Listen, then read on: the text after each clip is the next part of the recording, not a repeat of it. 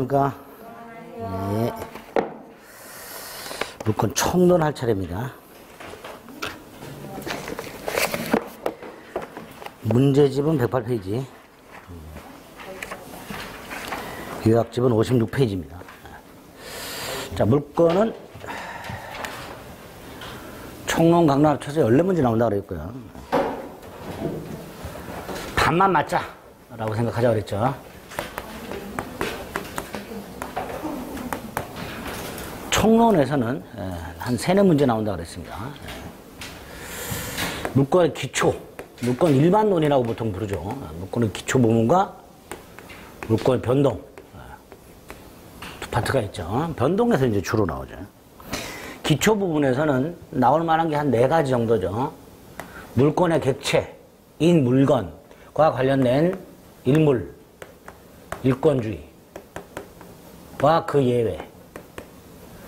다음 중 물건의 객체 또는 물건에 관한 설명으로 옳은 것은 틀린 것은, 그럼 요게 나옵니다.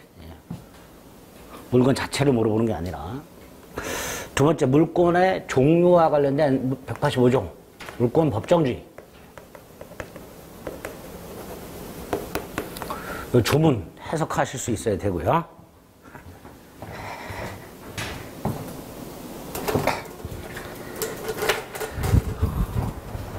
장마가 끝나서 무지하게 덥죠? 아, 오기 너무 싫어. 햇빛인데 나가기가 싫어.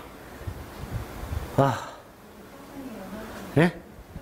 야, 끔찍해. 너무 햇볕만 봐도 막 끔찍해. 그래도 우리는 공부해야 되죠, 그죠? 며칠 남았죠? 95일 남았죠? 후딱 지나가죠. 물건 법정주의 185조 해석할 수 있어야 되고요. 그 다음에 이제 물건의 일반적 효력이라고 2가지. 물건의 우선적 효력하고 물권적 청구권하고. 특히 물권적 청구권 뭐 거의 나온다 생각하시고 정리하셔야 됩니다. 특히 물권적 청구권은 물권 강론에 가면 점유권에 기초한 물권적 청구권이 3개가 나와요. 그 중에 204조 점유회수 청구권 또는 점유물 반환 청구권이라고 부르는 요놈하고 213조 소유물 반환 청구권 요거 하고 결합시켜서 사례 형태로 나오는 걸 대비를 좀 하셔야 됩니다. 어떻게 나오죠? 갑소유 땅에 을이 무단으로 건물을 신축하였다. 뭐 이런 식으로 시작을 하죠. 그런 문제를 대비를 하셔야 돼요. 그 다음에 물건의 변동은 물건의 취득, 변경, 소멸을 말하죠. 물건의 변동이란 물건의 취득, 변경, 소멸을 말한다. 그 유형이 어떤 게 있느냐. 유형. 부동산 물권 변동과 동산 물권 변동이 있는데 그게 각각 법률 행위에 의한 변동과 법률 규정에 의한 변동으로 나뉜다. 매매 등 법률 행위한 부동산 물권의 취득, 변경, 소멸. 매매 등 동산 물권 변동에 의한 취득, 변경, 소멸. 상속이나 경매 등 법률 규정에 의한 부동산 물권의 취득, 변경, 소멸. 동산 물권의 취득, 변경, 소멸. 이렇게 총 4가지 유형이 나오고요. 그 중에서도 부동산, 법률 행위한 부동산 물권 변동 186조죠. 부동산에 대한 물권 변동의 유형을 정리하셔야 됩니다. 법률 행위한 게 186조고 법률 규정에 한 187조죠. 요거 해석할 수 있어야 되고, 그다음에 요거와 관련해서 등기가 나오죠. 등기. 등기와 관련된 7가지 테마. 이중보존 등기, 중복 등기라 하죠. 가등기, 중간생략 등기, 무효 등기의 유용, 점유는 하고 있으나 등기하지 않고 있는 부동산 매수인, 점유는 하고 있으나 등기하지 않고 있는 부동산 매수인의 법적 지위. 특히 이 놈은 186조에 의하면 등기를 해야 부동산 매수인은 소유권을 취득하죠? 근데 등기를 안 하고 있어. 점유만 하고 있어. 요 놈이 요 중간생략등기의 중간자, 중간생략등기 미등기 전매행의 중간매수인, 그놈의 지위로도 출제가 됩니다. 등기 청구권이 있고요. 마지막에 본등기 효력이라고 추정력이 나오죠. 총 7가지 테마, 요거를 정리하셔야 되고요. 그 중에서 단독으로 나올 수 있는 거, 가등기, 중간생략등기, 점유는 하고 있으나 등기하지 아니한 부동산의 법적 지위, 이것도 단독으로 나온 적이 있고요. 등기 청구권, 등기 추정력, 단독으로 나오기도 하고, 다음 부동산 물권 변동에 관련된 설명으로 옳은 것은 틀린 것은, 다음 부동산 등기와 관련된 설명으로 옳은 것은 틀린 것은, 이럴 때 5개 지문을 구성하기도 합니다. 일단 7개 테마 정리하셔야 돼요. 하기 전에 원칙이 있죠. 물권 변동의 원칙, 공시의 원칙, 공실의 원칙, 그 다음에 채권 행위와 물권 행위의 관계. 요거 개념 정도 잡으셔야 되고요. 마지막으로 세부적으로 들어가서 법률 규정에 의한 부동산 물권의 소멸, 법률 규정에 의한 물권의 소멸, 여기 하나 따로 있죠? 법률 규정에 의한 물권 변동 중에서 소멸 사유 191조 혼, 동. 네. 법률 규정에 의한 물권 소멸인 191조를 어떻게 해석할 것인가. 사례 형태로 문제가 나오면 어떻게 나오는가. 요거를 대비를 하셔야 됩니다. 이게 물권 총론의 내용 전부예요. 동사 물권 변동은 크게 신경을 안 쓰셔도 되고요. 이 정도 내용대로 확인하시면 됩니다. 확인해 보겠습니다. 요약집 56페이지에 보면 물권의 의본질 읽어보시면 되고요. 객체가 물건이라 그랬고요. 양가를 보는 물건의 개념 중에서 특히 부동산은 뭘 말하죠? 토지 및 그 정착물을 말하죠. 그 중에 별표, 건물은 별도의 독립한 부동산. 건물 이외의 정착물, 예컨대 수목 같은 것들은 토지의 일부 기억하셔야 되고요. 그 다음에 일물 일권주의가 나와 있죠. 그 중에 일물을 정하는 표준 먼저 생각해야 되죠. 토지, 필단위, 건물, 동단위. 그래서 일필토지 일부 또는 일동건물 일부에 대한 보존 등이나 일필토지의 보존 등기, 일동건물의 보존 등의 일부를 말소, 이런 거 허용되지 않고요. 판례도 하나 있죠. 지적법, 현재 공간정보법에 의한 분필 절차를 거치지 아니한 채 분필 등기가 이루어졌다. 지적도상으로는 일필지 토지인데 등기부가 2개가 있다 이런 뜻이죠. 그러면 그 등기는 무효다 이렇게 되죠. 지적법상 분필 절차를 거치지 않은 분필 등기는 무효다.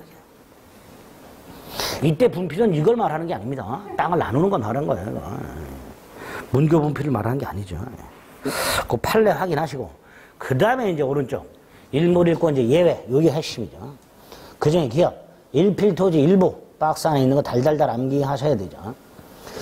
먼저 토지 자체 일부의 용익물권, 즉 지상지역 전세권이 가능하고요. 그 다음에 2번 토지의 일부로 취급되는 건물 이외의 정착물 중에서 양가로 1번 수목이 집단, 임목에 관한 법률에 의해서 보존등기 가능하죠. 이렇게 보존등기가 되면 소유권 및 저당권이 가능하고요. 양가로 2번 수목이나 수목의 집단에나 미분류 과실은 이름표를 붙이는 명인방법 등을 통해서 소유권은 가능하나 저당권은 안 된다. 그거 기억하셔야 돼요. 마지막으로 농작물은 무조건 경작자가 명인방법을 갖출 필요도 없이 소유권을 취득하고, 다만 이 농작물을 미수확 상태에서 양수한 사람은 명인방법을 갖춰야 소유권을 취득한다. 니은 일동건물 일부에 용익물권 가능하죠? 그 중에 전세권 가능하고요. 여러 개의 물건에 하나의 물권 인정되는 경우 돼지 100마리 생각하자 그랬죠? 그게 집합물이라고 했죠. 니은 경제적 독립성을 가진 집합물은 공시방법을 갖추고 있다. 여기서 공시방법이란 특정할 수 있다면 이란 뜻이고요. 어떻게 특정하는가? 장소, 종류, 수량 지정, 양돈장, 돼지 100마리 이런 식으로. 그러면 하나의 물건처럼 취급해서 하나의 담보권이 설정될 수 있고, 그 다음 그 구성물의 변동이 있다 하더라도 물권의 객체는 특정성을 갖춰야 되는데 이때 이 특정성을 상실하지 않기 때문에 현재 집합물 위에 양도담보권이 그대로 효력이 미친다 이렇게 되겠죠. 한 개의 물건에 수개의 물권이 인정되는 건 저당권 생각하시면 될 거라고요. 여기까지가 일물일권이고 꼭 기억해 두셔야 됩니다. 그 다음에 물권 법정주의라고 185조가 있죠. 물권은 법률 또는 관습법에 의하는 외에는 임의로 창설하지 못한다. 강행 규정이죠. 그리고 반가로 2번, 이 법률은 국회 제정법만을 말한다. 그리고 한 장을 넘기면 두 가지를 의미한다. 종류 강제와 내용 강제. 새로운 종류 만들어내지 못하고 만들어내면 무효고, 새로운 내용을 부여하거나 변경하지 못하고 하면 무효고, 그중에 그 내용 강제 이해가 하나 있죠.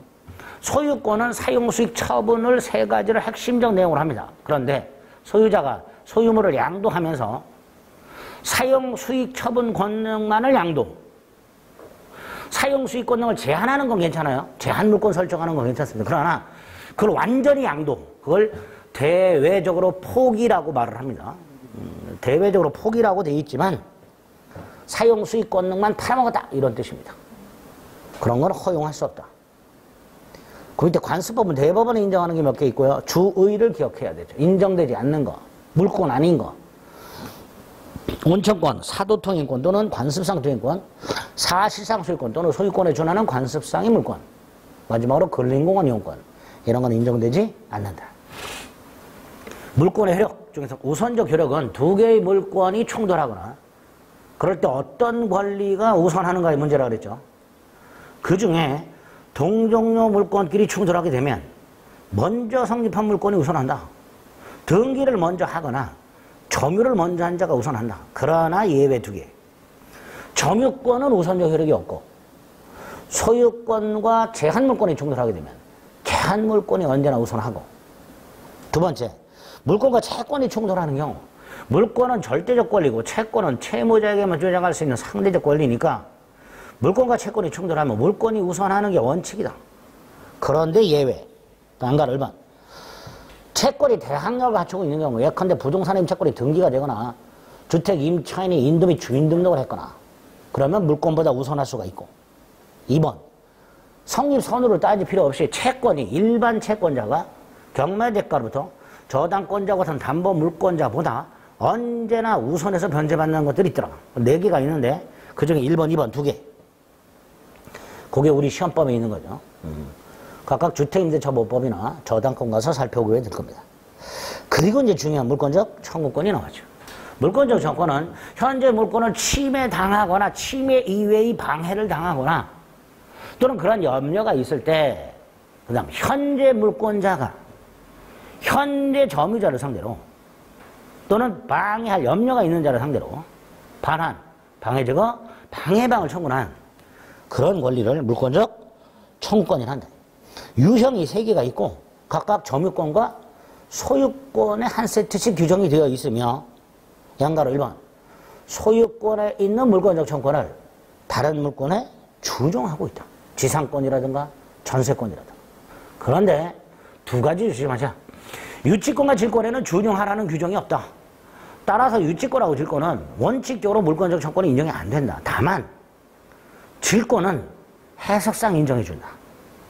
결과적으로 유치권에는 물권적 청구권이 인정이 안 되기 때문에 유치권자가 점유를 침탈당했다 하더라도 유치물 반환을 청구할 수는 없고 점유물 반환을 청구할 수 있을 뿐이다.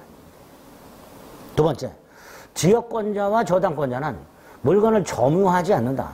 따라서 나한테 반환하라 라고 할 수는 없다. 점유하지 않고 있었기 때문에 반환하라 청구할 수 없다. 결국 지역권과 저당권은 물권적 청구권은 인정되지만 그 중에 반환 청구권만은 인정되지 않는다. 근데 나중에 저당권으로 가면요, 저당 목적물이 분리 반출되었을 때 저당권자가 자신에게 반환할 것을 청구할 수는 없다.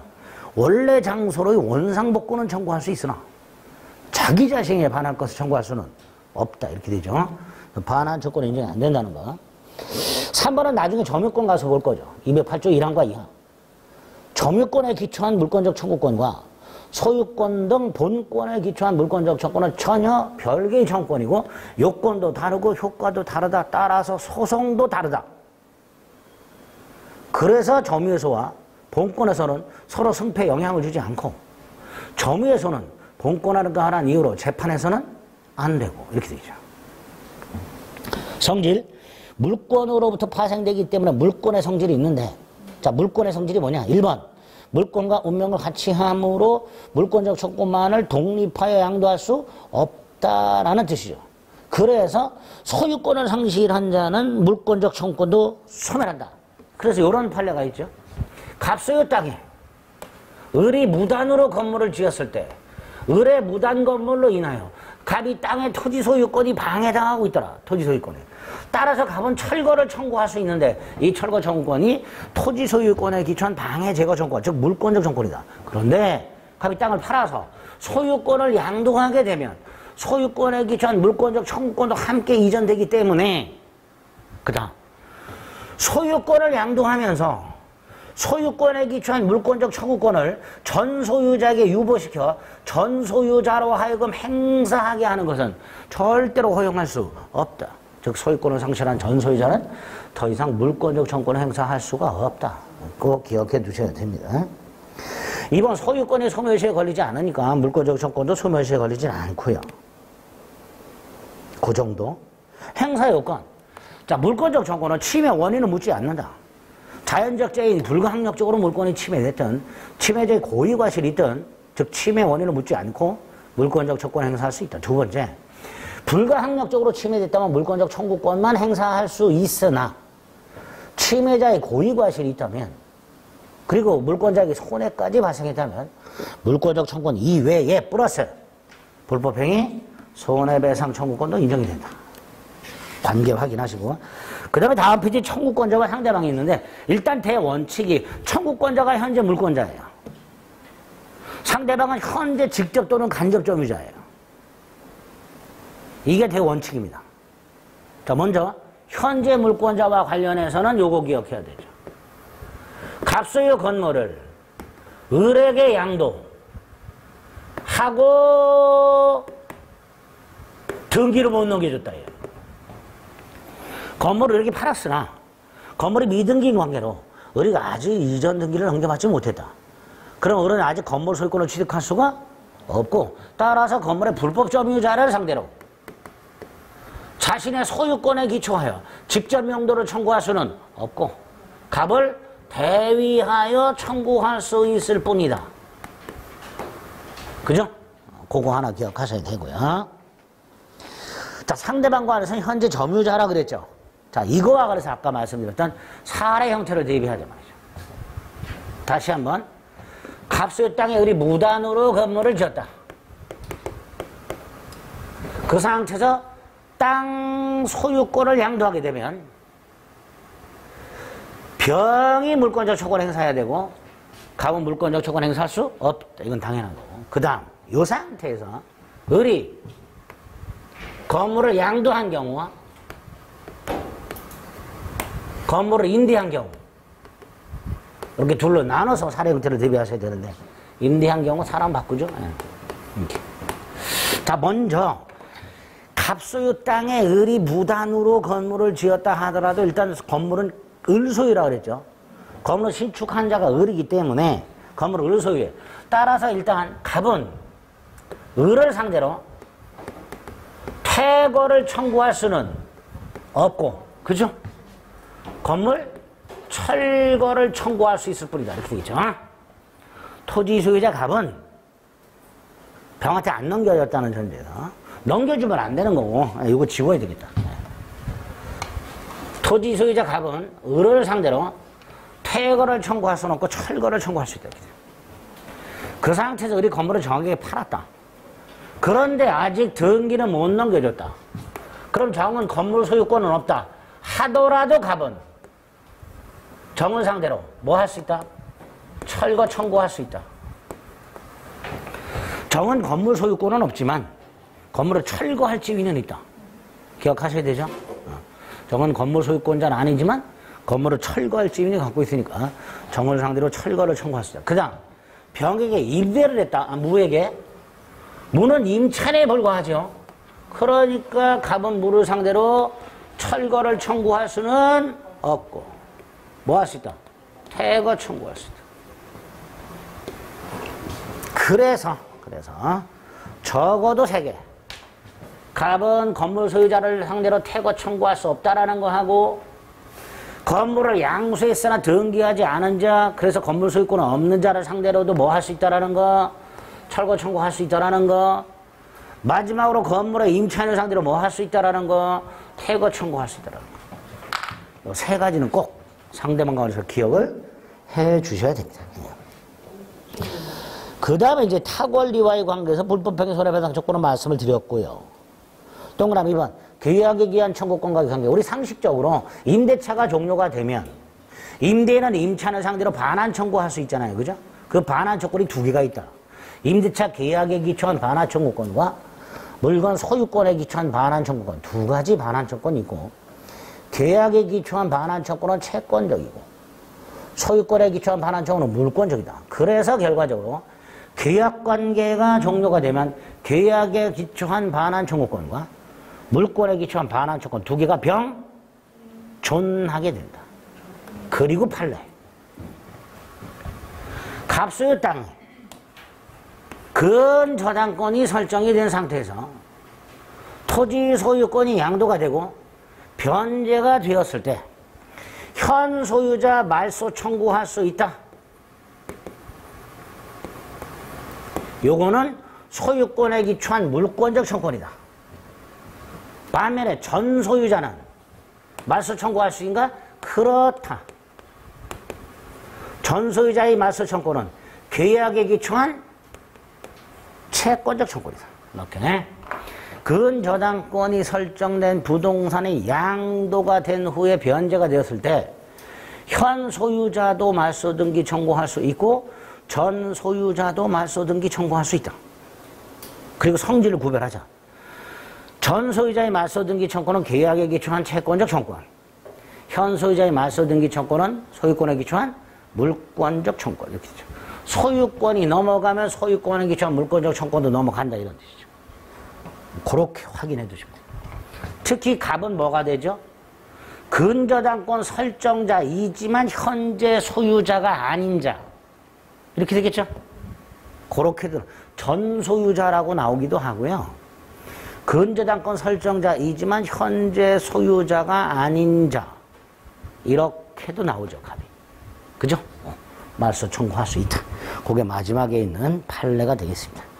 일단 이렇게 물권의 기초 아래서는 요 정도.